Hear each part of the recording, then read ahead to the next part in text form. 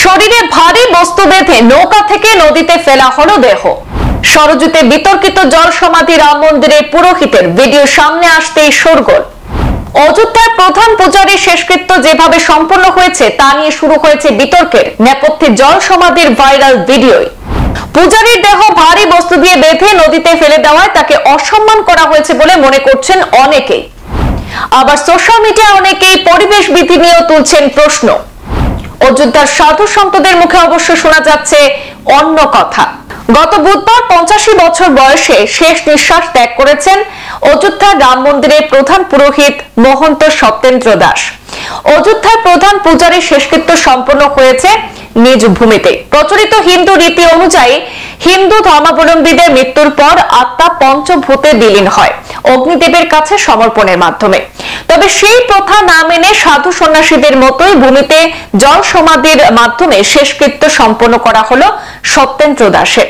তবে অযোধ্যার প্রধান পূজারীর শেষকৃত্য যেভাবে সম্পন্ন হয়েছে তা নিয়ে শুরু হয়েছে মূল বিতর্কের।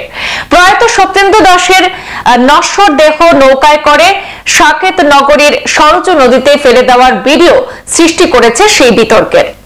অযোধ্যার প্রধান পূজারীর দেহ এভাবে ভারী বস্তু বেঁধে নদীতে ফেলে দেওয়ায় তাকে অসম্মান করা হয়েছে বলে মনে করছেন অনেকেই। আবার সোশ্যাল মিডিয়ায় অনেকেই পরিবেশ বিধি নিয়েও নানান প্রশ্ন তুলছেন।